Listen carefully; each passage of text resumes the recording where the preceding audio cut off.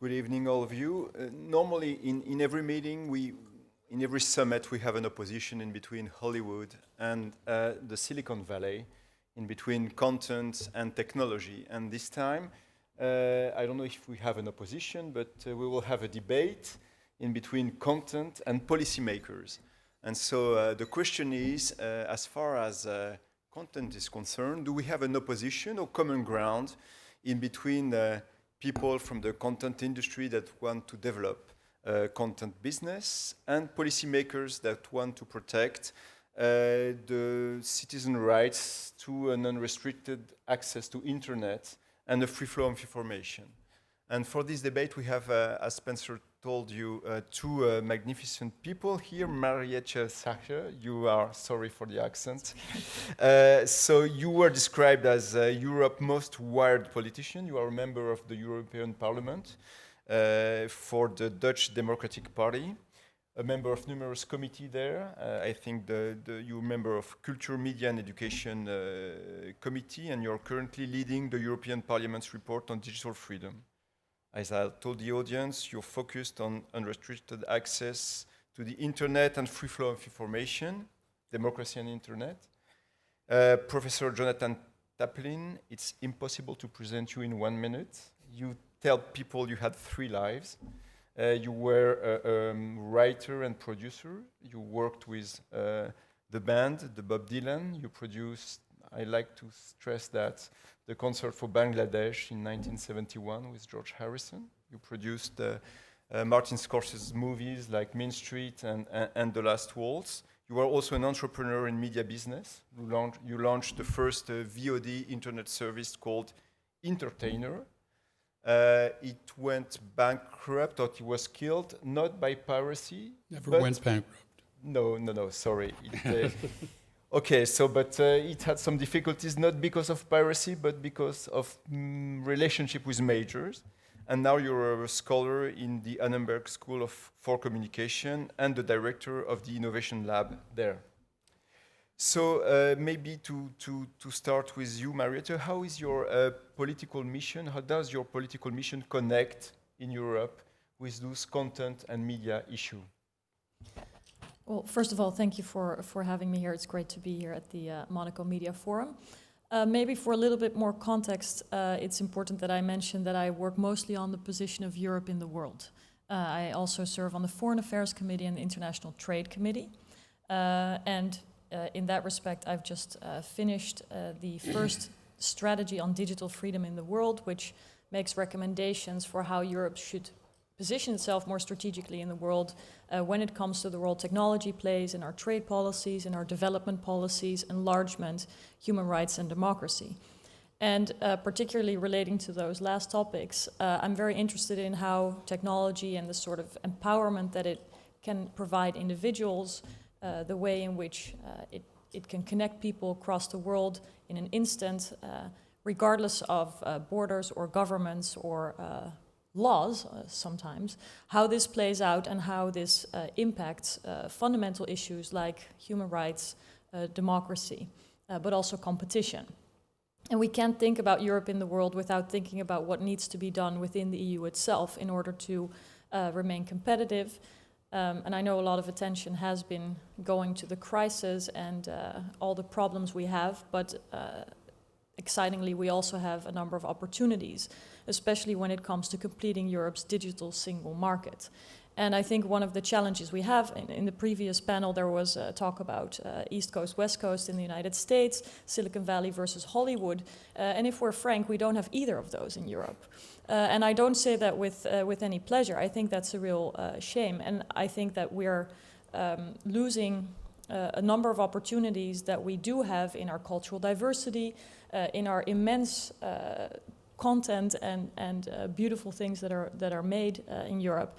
And part of the problem, and that relates back to access and openness, is that I think we have a very outdated and at least very fragmented management of copyright in Europe. And it provides de facto little countries on the internet in Europe. And I think we need to desperately reform our copyright system in order to open up the potential of our markets within the EU, as well as to advance our competitive position in the world. How do you want to reform it, the copyright? First of all, it needs to be harmonized. There's a number of discussions, for example, in France, about whether or not Google should pay taxes there or in Ireland. And this is, I think, a protectionist tendency. We have a single market, and it's strange that these kinds of competitions exist. And interestingly, there's a whole spectrum of opinions about the EU, whether it's good or bad, or whether it's functional or dysfunctional. But friends and foes agree that the single market has brought us prosperity, has made the pie bigger for everyone. And so it seems like a very low-hanging fruit to also take away barriers in the digital single market. And those barriers are also found in the way that copyright is managed, enforced, and dealt with. So we need a one-stop shop, to be short. And this is not going to be easy, but that should be the aspiration. And we really need to move quickly because we're losing time. Jonathan, when I was amazed when I read your blog to learn that though you come from Hollywood, though you're a content guy, if I can say, you opposed SOPA. You oppose regulation on content, right? Or this regulation on content. I start from a basic premise, which is that artists should get paid for their work. And so, because I grew up in a wonderful era of the 60s with great music, and I saw, for instance, Lee Van Helm was the drummer and lead singer in the band. And for about 8 years, he and his mates made some of the greatest music ever made. And they continued to get paid royalties. It wasn't a great living, but it was a decent living. $100,000, $150,000 a year, every year up until 1971. 2001. And that's when LimeWire happened, the first of the big P2P things. And then it just stopped. And then in 2004, Levon realized he had throat cancer. And he had, with stage 3 throat cancer, had to go back out onto the road in order to pay his medical bills and pay his mortgage, because he was making nothing from the great work that was freely being used and distributed and enjoyed by people. So that's where I came from. But I also believe that the internet cannot be changed by the nature of laws and regulation. And I think that was the biggest problem with SOPA, to try and restrict the freedom of people to move things around. So I come at this from a very simple idea, which is the simple thing that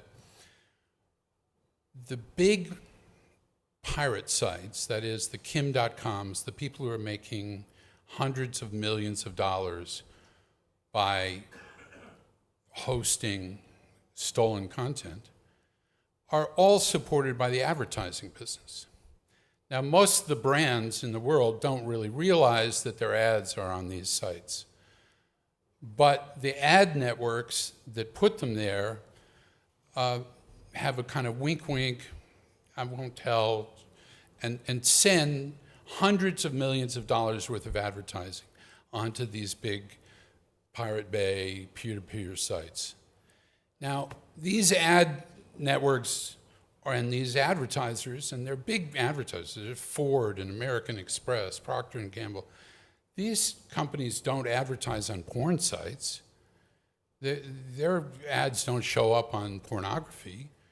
So why should they be showing up on pirate sites where people are making hundreds of millions of dollars off of stolen content? So we're going to start in January 15th, we're going to publish an advertising transparency report. And we're going to just say, here are the top 10 ad networks that send the most ads to pirate sites. Here are the top 10 brands that appear the most on pirate sites. And my hope is that people will be a little horrified and say, well, I don't want my ads on pirate sites. In fact, some of the companies that are part of the Annenberg Innovation Lab have already taken this effect. Levi Strauss has just made sure their ads never show up on pirate sites. And it's not very hard. Now, one of the irritating things from the big battles that have happened in the last few years is that, some companies, Google could be one of them, are always screaming censorship. But it's not really about censorship. A lot of it's about money. And, these companies are making lots of money, but they're making money on the back of other people's work, and I'm just hoping that it'll stop. So, how did your friend in the movie industry react to this position? Because we see so much lobbying in order to try to control the behavior of the internet user, the SOPA law, the Adopi law in France. We see so much lobby from the movie industry, and then you say, I don't bet on regulation, I bet on best practice.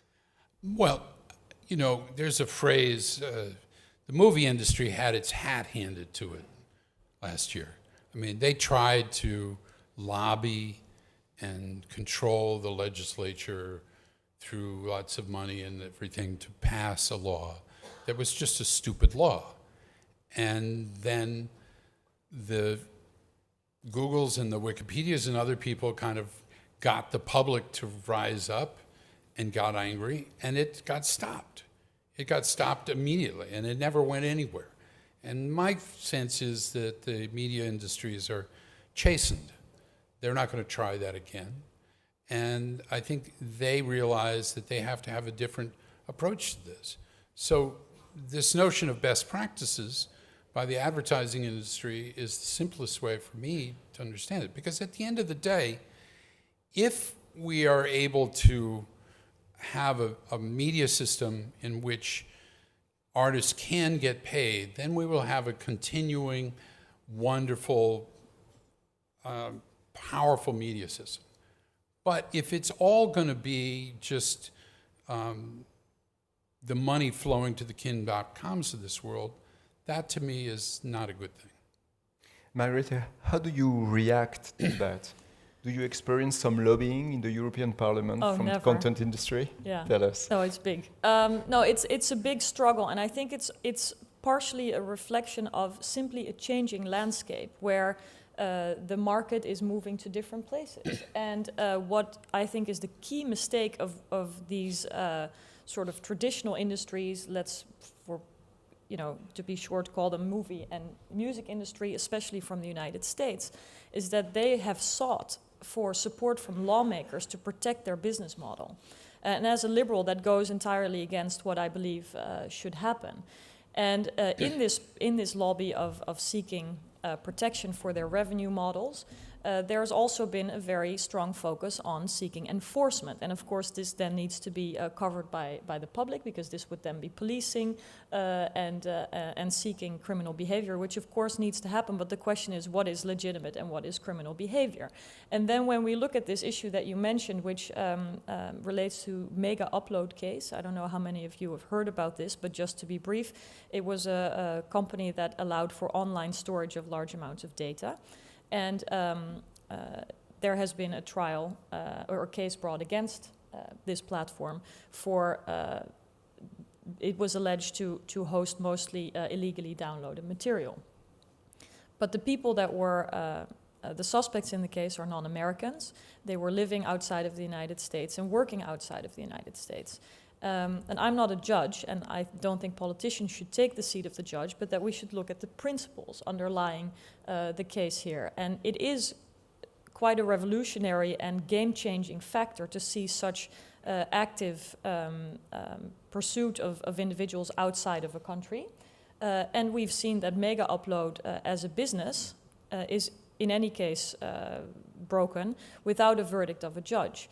And so I think in the broader context of this discussion, there is a risk that in a globally connected world where American services have a very, very powerful position, that there will be increasing sort of activist suing, which we know happens a lot in the United States, to see businesses that can also be competing or that can be a challenge to some other business models be taken out of the market. And I think that that's another consequence of this globally connected world and of an active pursuit of enforcement, which I do think has a lot of collateral damage. And we should be careful as lawmakers not to be persuaded to enforce or build up laws that protect one business model over the other. We should have a free market, and I do believe that artists should be able to make a living, but it also depends a little bit on what they produce. And in reality, we see that it's not necessarily the artists who suffer from a changing landscape, but more the middlemen, the people who produce, who distribute, etc. And their monopolies or their relative power in today's digital environment is simply diminishing. And I understand that's painful for them, but I don't think it's always the task of government to protect them from those evolutions. Okay, so first off, I want to tackle this issue of business models, because I hear this a lot.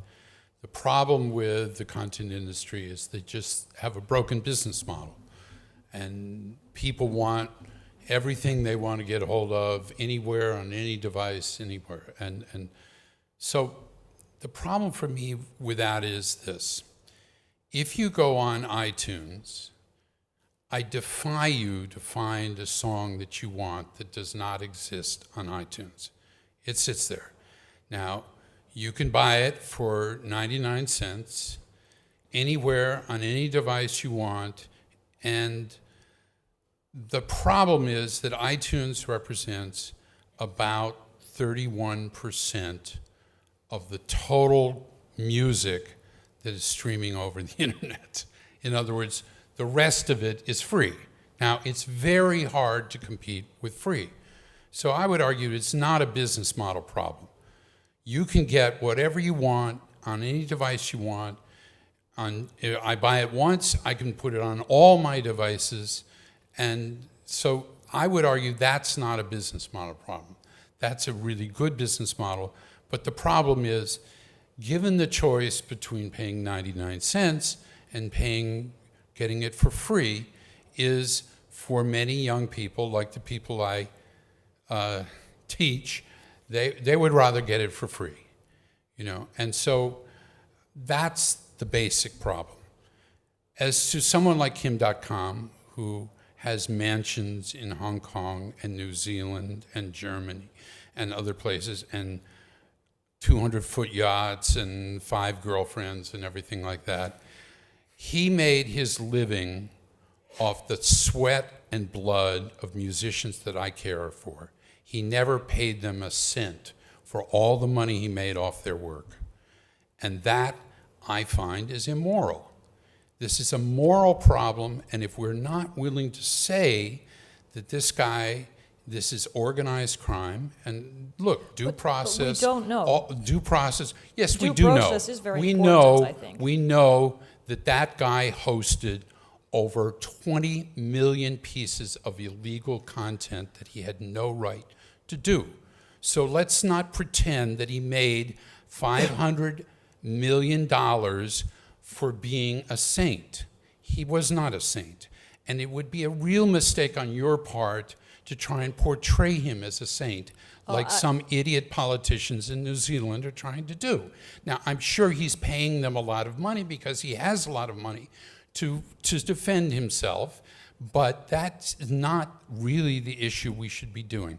We should be thinking about how we can work together so that musicians get paid, so that the worst of the worst pirates do not have a livelihood from the biggest brands in the world putting advertising on their sites, and then we'll have a good ecology, because then the Spotifys of the world, the other ventures that are putting up streaming content and selling advertising legally will be able to thrive. You want to react? Yeah, I don't really want to go into, whether I'm trying to portray this person as a saint, because I'm not, just for the record, at all. I just think that concepts of due process should not be underestimated. They're very, very important. And these suits that are done often for the first time will set a precedent in a changing environment. And when we look at the other part of the argument, which is that iTunes is a good business model. Yes, I think that online music and online availability is the future. And part of the problem is, I think, that the music and film industry have not innovated quickly enough. And so one could argue that 99 cents for a song is cheap, but I think if there's more competition, the price can go down a lot, especially in comparison to the actual cost of distribution, which as a result of digital developments has gone down significantly. And here we see another difference between the United States and Europe, because you mentioned the example of Spotify, which is indeed quite popular.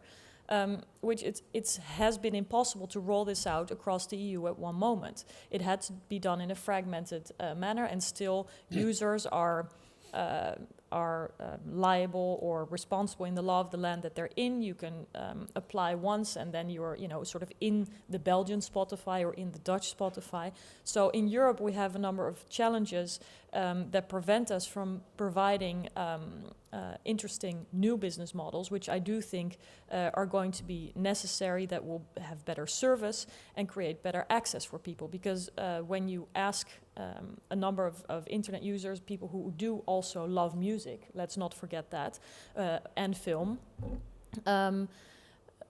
why it is that they sometimes went to sources like LimeWire that you mentioned, or others, it also often had to do with easier access.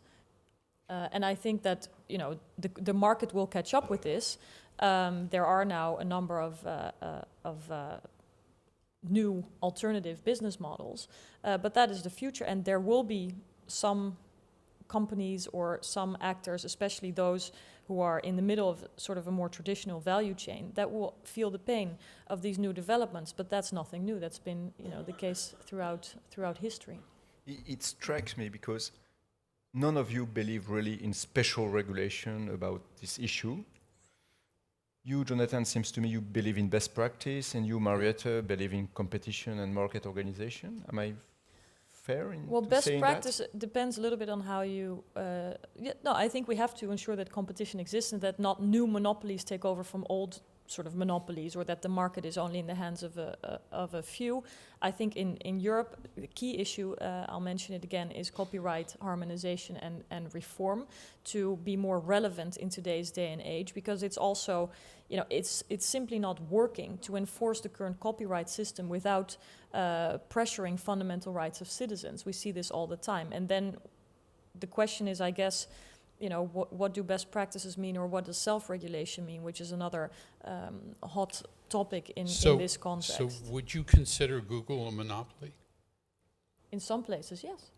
Okay. Like in the Netherlands, it's used by 98% of the people when they search online. It's huge. Right. And so I think it needs let's go 2 minutes into the Google issue. For you, the monopoly is what? The linkage in between Google and their AdSense system? Or the market share they have on the search? Yes. Both of them? Both of topics? No, mostly the market share they have on searches is just de facto. They're a huge player, and also the linking between the different platforms. And how do you react to that? I mean, how do you do something against it, or how do you change that? Well, they're being investigated right now for competition practices by experts, and I'm not an expert on competition, so I won't go into that. But what it reveals also is that there are too few alternatives to such a big player. And I think at the moment where we are right now, it will be impossible for example, a European competitor to catch up with the advantage that Google has. And that concerns me. I think there needs to be competition. There need to be I totally agree.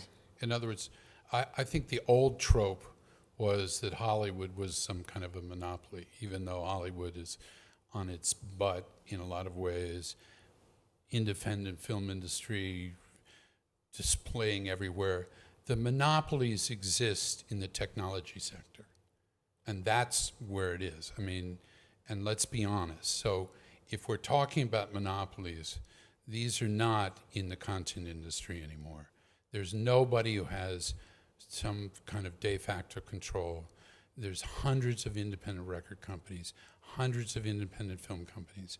And so the real monopolies exist in the technology industry. And I agree that Google has market power. I would even agree that, there are other players potentially that could be monopolists. Certainly, Facebook has a very large share in the social network business, and if it decides to move towards being a content distributor, it could be a huge, have market power there too. But let's not pretend that the monopolies exist in Hollywood, which makes, 1/10 of the earnings that Google makes. Google makes more money on advertising than every single media company combined in America, of all the traditional media companies. But I think a lot of traditional media companies are still increasing their profits. And when you look at media consumption as a whole over various platforms, it is actually increasing. So I think it may be redistributed differently, but I just looked up some figures. Do you think the New York Times or the Washington Post are increasing their profits? The Washington Post just fired their editor because he wasn't making enough profit. I mean, I don't think the profit margins, let's say the profit margins at a media company are, if we're lucky, in the 18% range. The profit margins at Google or Apple are in the 60% range. And do you Google and Apple are sitting on $100 billion each of cash.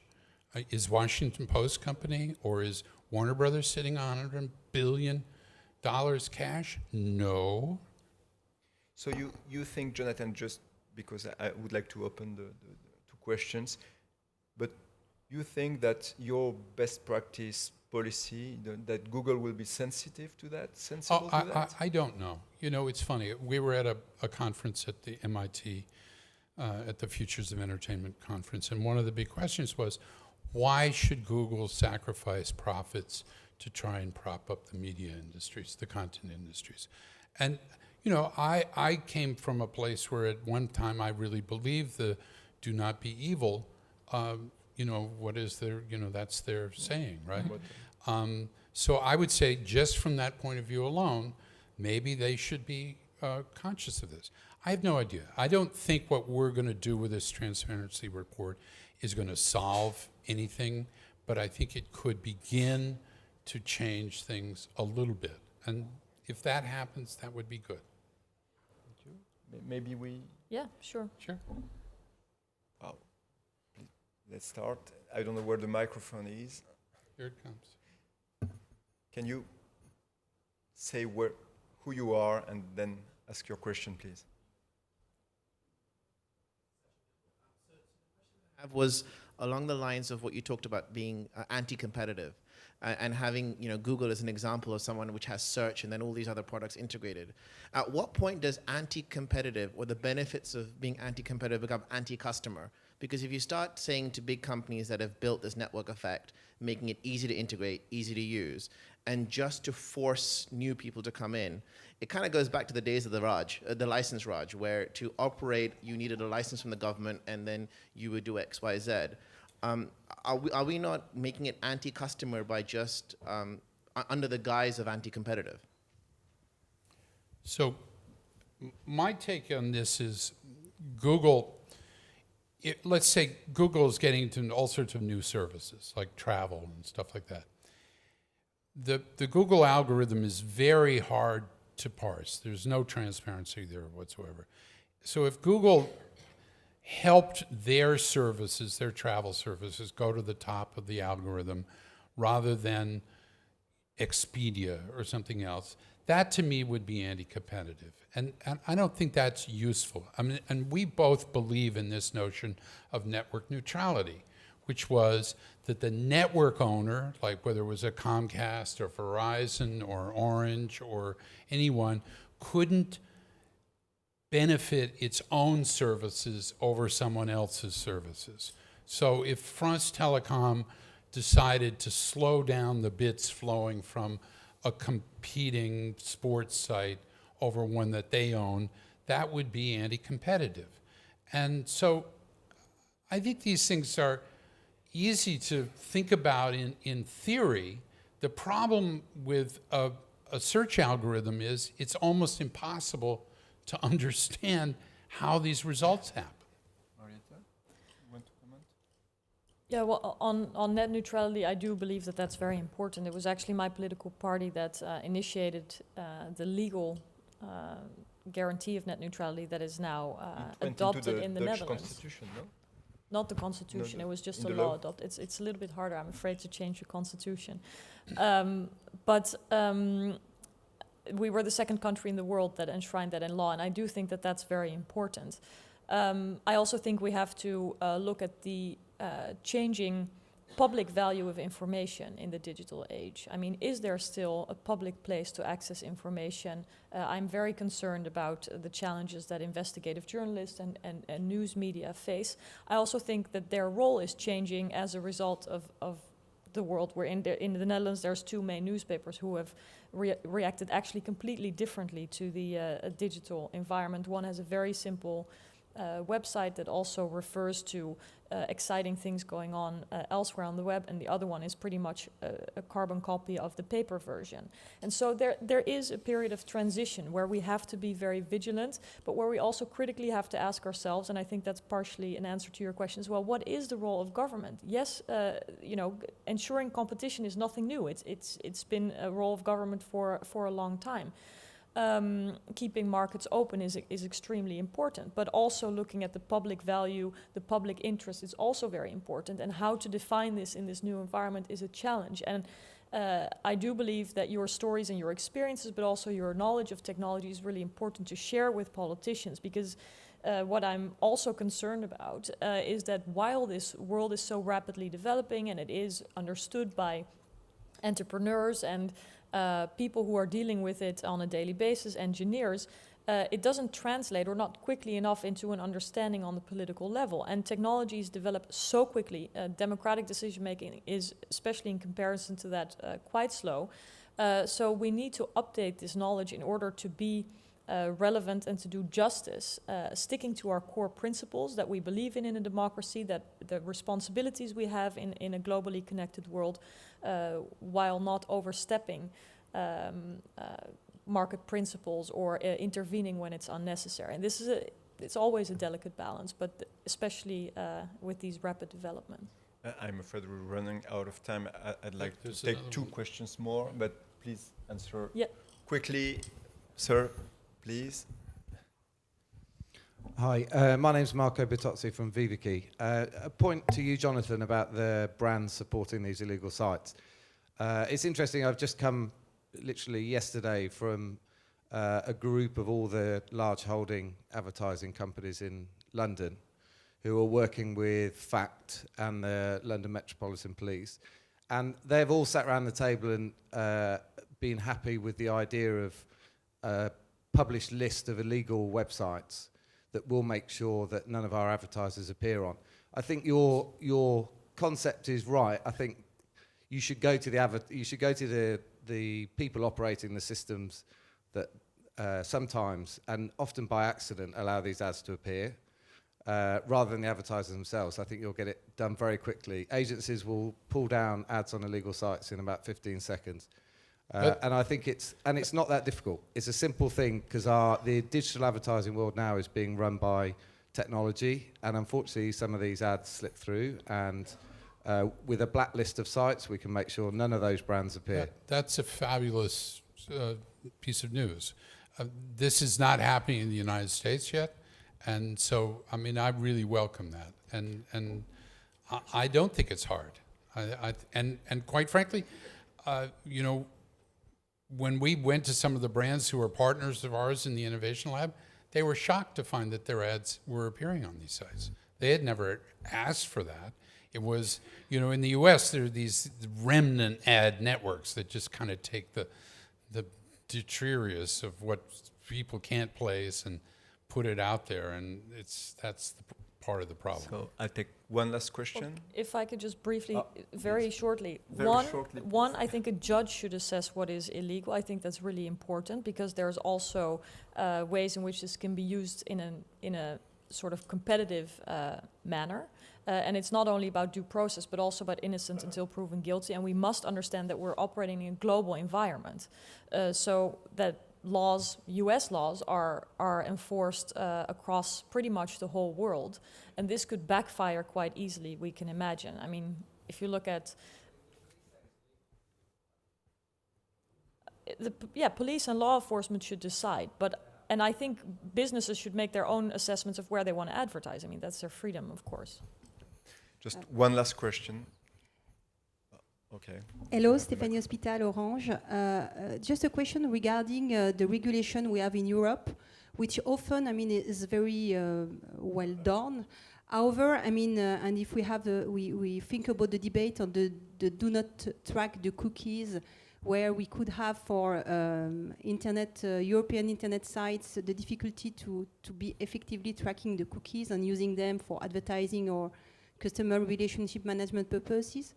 Aren't we creating a divide between the US or international companies and the European internet companies that have to fulfill and be compliant to the law?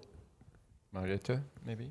Yeah, well, in some aspects we make, I think, a very conscious decision to enforce some fundamental rights more strongly in Europe, and I believe that there may well be a response from the market to that as well. I know a lot of US consumers are concerned about their privacy as well, and they may be interested in actually gravitating or merging towards better safeguards.